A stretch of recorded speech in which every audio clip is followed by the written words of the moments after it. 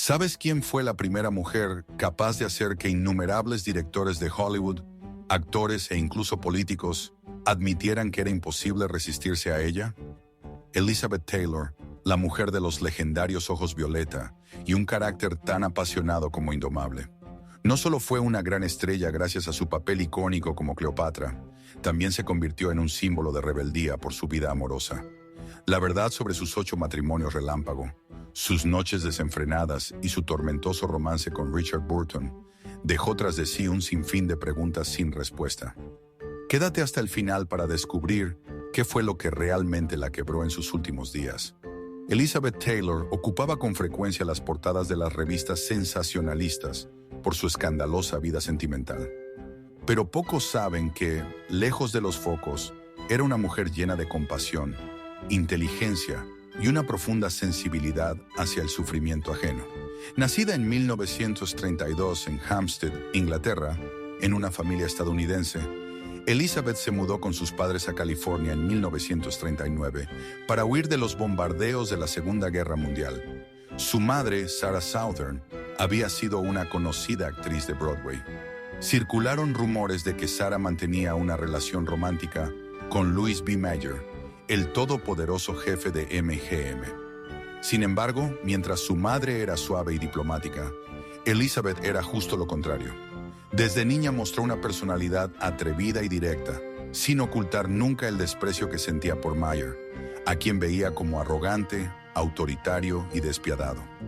Taylor llegó a bromear diciendo que parecía un pingüino torpe que solo sabía aplastar a quienes trabajaban para él, comentario que soltó tras una de aquellas reuniones tensas en las que él intentaba imponer su voluntad. La carrera interpretativa de Elizabeth Taylor comenzó muy pronto. Con apenas 12 años protagonizó National Velvet. Y fue en ese rodaje donde un accidente le dejó cicatrices físicas y emocionales para toda la vida. King Charles, el caballo que siempre había sido dócil con ella, la tiró al suelo de repente, provocándole una grave lesión de espalda. Aún así, Elizabeth no guardó rencor.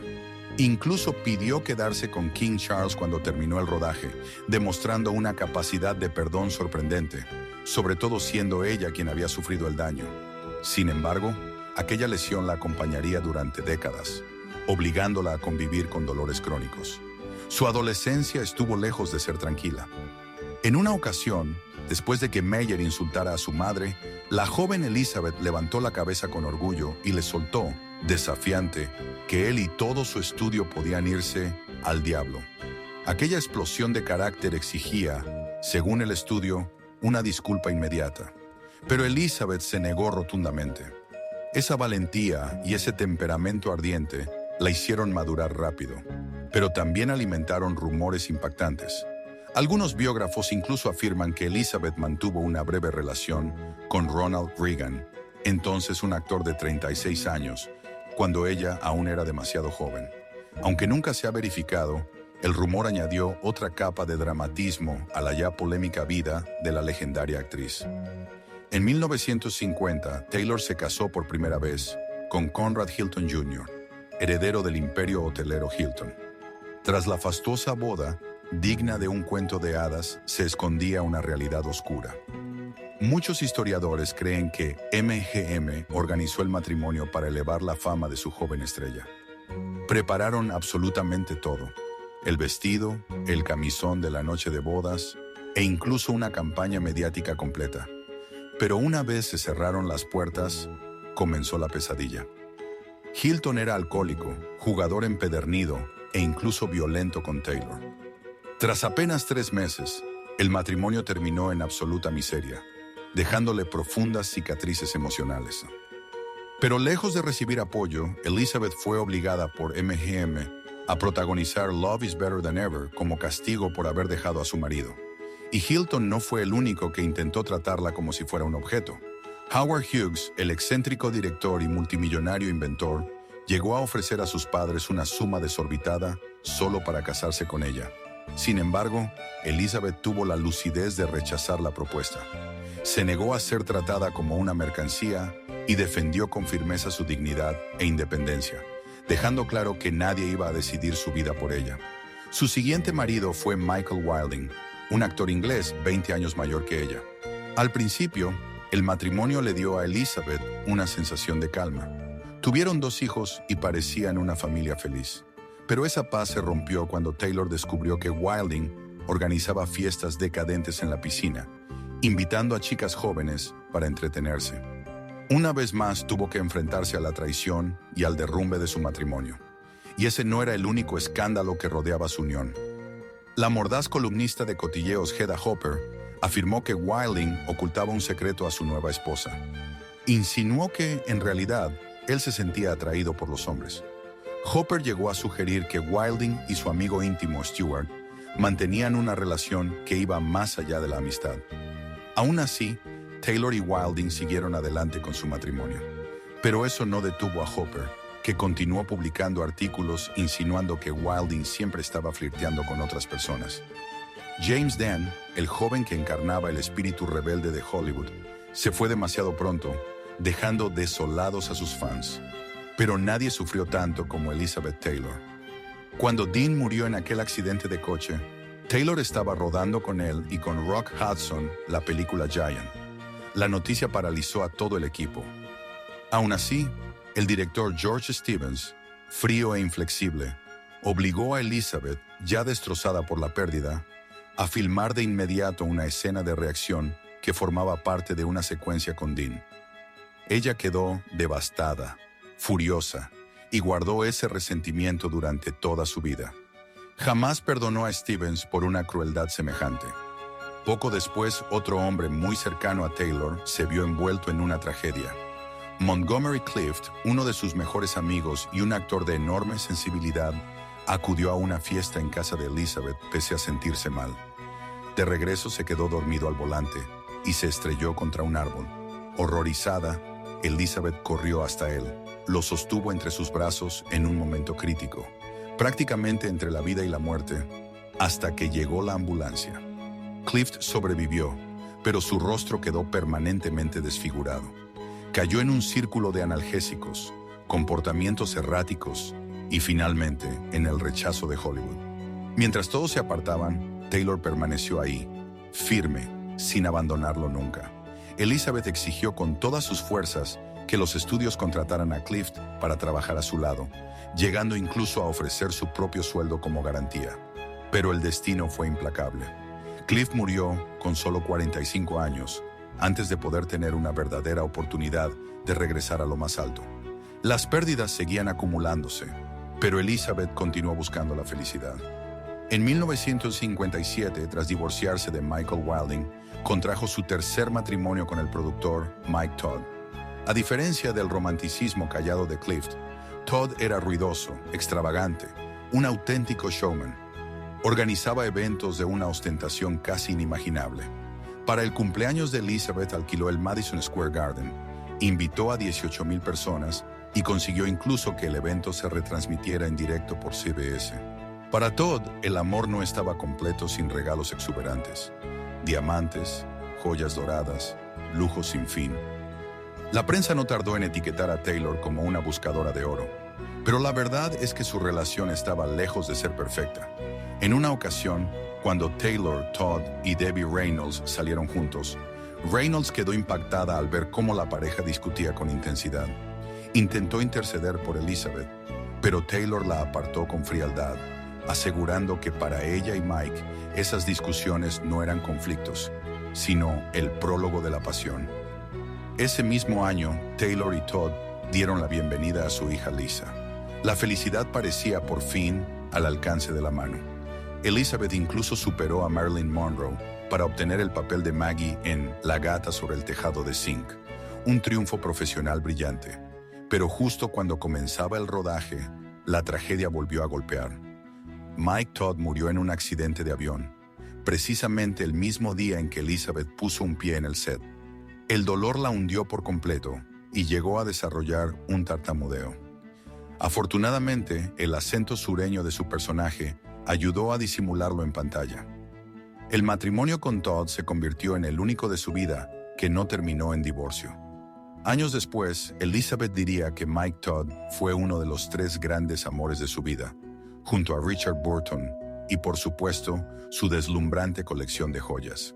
Pero los escándalos de su etapa con Todd palidecieron frente al torbellino mediático provocado por su siguiente matrimonio.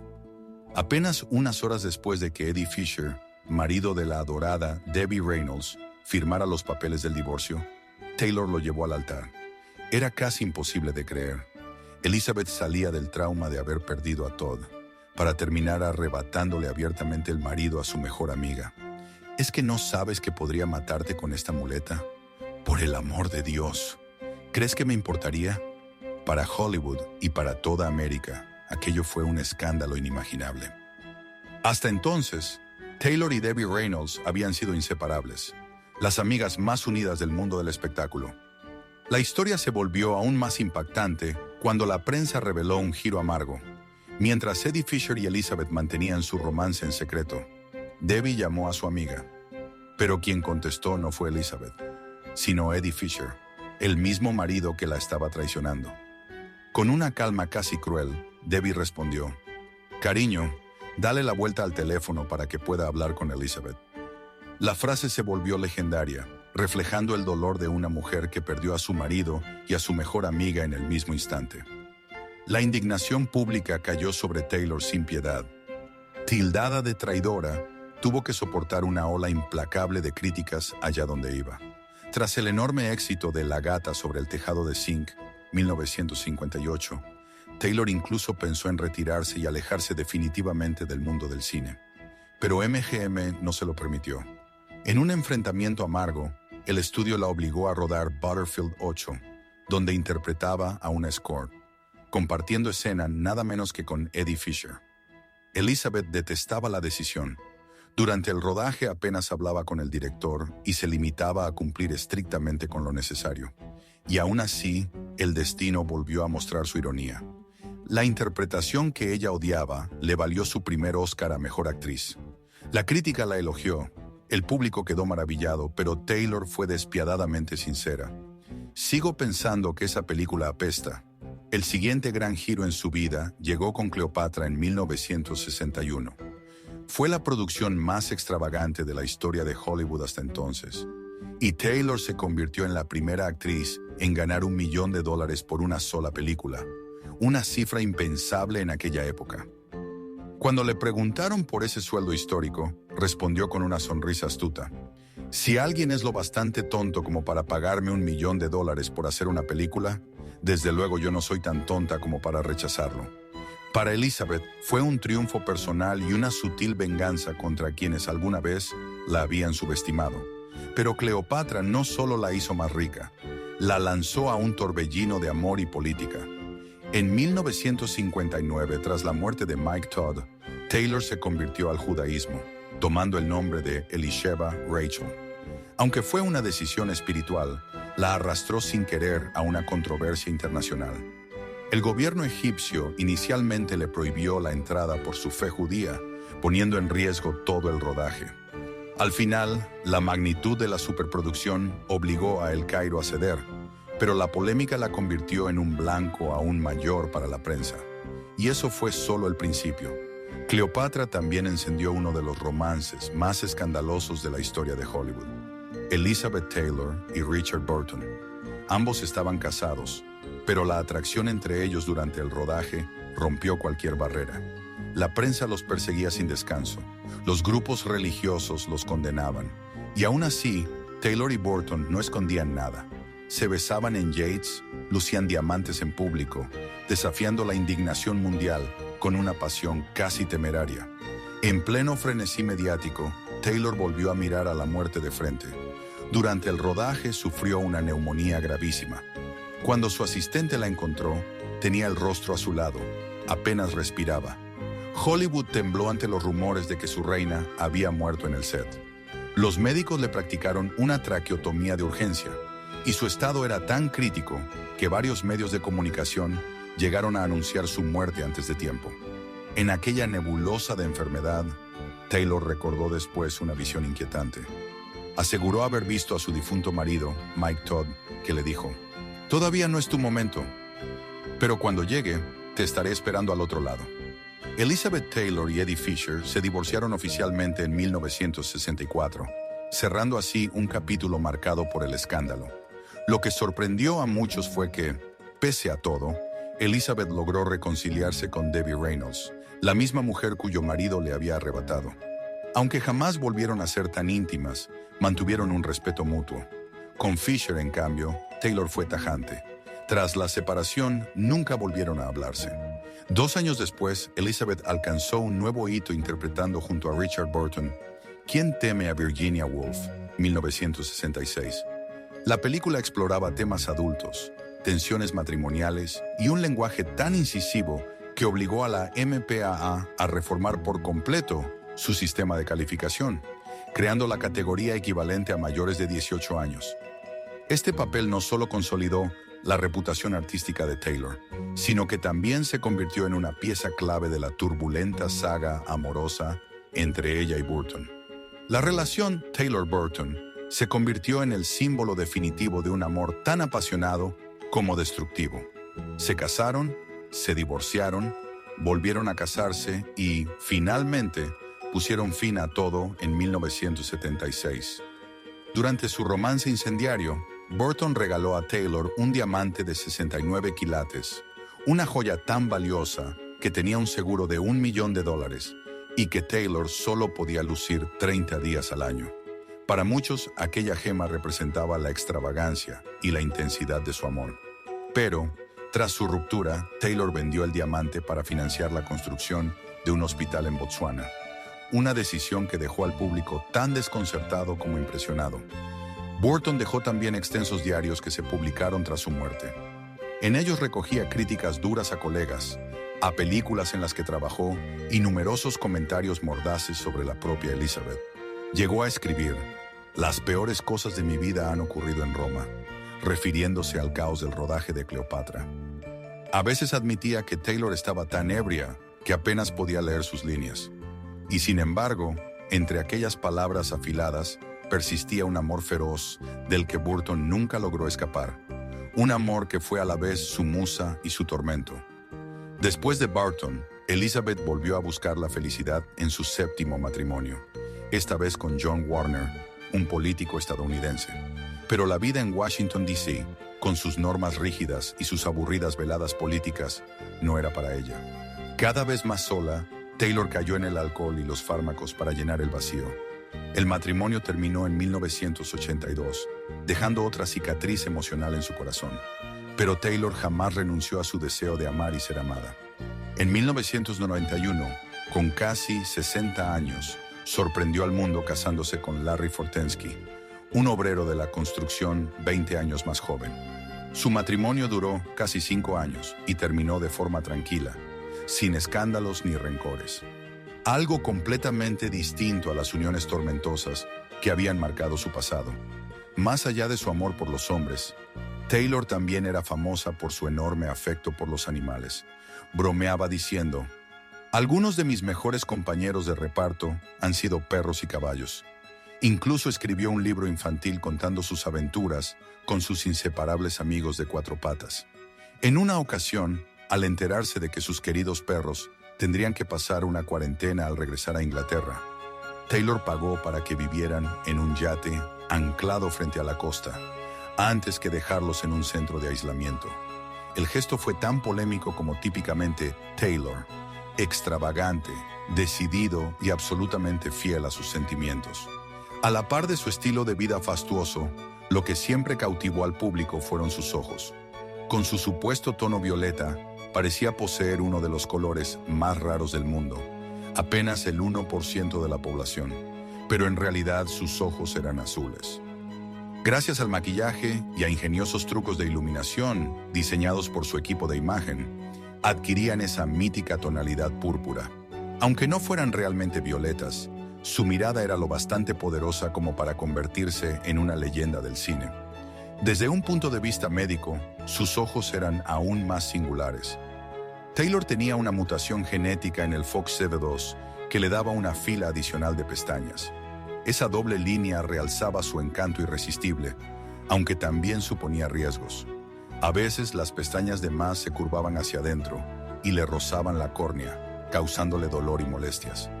Más allá de sus muchos matrimonios, Taylor también tuvo romances fugaces con numerosas figuras célebres. Entre ellas estaban iconos de Hollywood y de la cultura como Robert Stack, presentador de Unsolved Mysteries, el ingenioso actor Peter Ustinov, la estrella Mickey Rooney, el periodista Carl Bernstein, uno de los que destapó el caso Watergate, e incluso el legendario músico David Bowie. Pero en 1985 ocurrió algo que cambió a Elizabeth para siempre. Su amigo íntimo de toda la vida, Rock Hudson, murió de SIDA. La devastadora noticia no solo le arrebató a un compañero muy querido, sino que impulsó a Taylor a involucrarse en una lucha social a la que casi nadie en el mundo del espectáculo se atrevía entonces. Se convirtió en una voz pionera para concienciar y recaudar fondos para la investigación del SIDA. Junto a varios colegas, cofundó la American Foundation for AIDS Research, AMFAR. En poco más de una década, para 1997, la organización había recaudado más de $83 millones. Una cifra impresionante que demostraba tanto la influencia de Taylor como su determinación incansable. La imagen de una estrella glamurosa, asociada durante años al lujo y a los flashes, empezó a entrelazarse con su activismo humanitario y la sociedad comenzó a admirarla de una forma completamente nueva. En sus últimos años, Taylor tuvo que afrontar una realidad más dura que cualquier guión que hubiera interpretado. Su cuerpo, antes radiante, se fue deteriorando bajo el peso de numerosas enfermedades: diabetes, cáncer de piel, insuficiencia cardíaca, un tumor cerebral, además del impacto de las adicciones y de más de 40 cirugías importantes, entre ellas varias sustituciones de cadera y una histerectomía. Llegó a ser hospitalizada más de 100 veces. El brillo de su carrera comenzó a apagarse, no porque ella quisiera retirarse, sino porque ningún estudio se arriesgaba a asegurar a una actriz con un historial médico tan delicado. En una emotiva entrevista con Barbara Walters, Elizabeth confesó entre lágrimas: «Nunca quise dejar de hacer películas, pero no tuve elección. De lo contrario, la gente podría pensar que te falta educación». Aunque muchos hombres pasaron por su vida, Elizabeth Taylor siempre sostuvo que Richard Burton fue su único y verdadero amor final. Todos los que vinieron después de Richard fueron solo compañía, decía. Tras la muerte de Burton, Taylor asistió a su memorial y recibió una última carta que él le había escrito. En cuanto vio su letra tan familiar, se vino abajo por completo. Nunca reveló la carta entera, solo compartió un fragmento. «El hogar es donde está Elizabeth, y quiero volver a casa». Guardó esa carta en su mesilla hasta sus últimos días. Prueba de que su amor, por roto y turbulento que fuera, nunca murió del todo. El 23 de marzo de 2011, Elizabeth Taylor exhaló su último aliento. Según dejó escrito en su testamento, su féretro llegó 15 minutos tarde al funeral porque quería ser elegantemente impuntual, incluso en la muerte. El gesto dejó a los asistentes entre lágrimas y sonrisas. Era sencillamente Elizabeth Taylor, una estrella que jamás se apagaría en silencio. Tras su fallecimiento, muchos se preguntaron si Taylor sería enterrada junto a Richard Burton, pero ese deseo nunca se cumplió. La última esposa de Burton, Sally Hay, compró las parcelas contiguas y levantó una gran lápida que ocupaba ambos espacios, como una declaración final de pertenencia. Elizabeth Taylor no descansó junto a Burton, pero sí logró su último anhelo: ser enterrada con su última carta de amor. Dentro de su ornamentado féretro no descansaba el diamante de 69 quilates, ni un castillo, ni la gloria de Hollywood, sino unas cuantas líneas escritas a mano por el hombre que la hizo vivir, amar y sufrir hasta los límites más profundos. Y fue eso, más que cualquier premio o película, lo que convirtió a Elizabeth Taylor no solo en una leyenda del cine, sino en una leyenda del amor.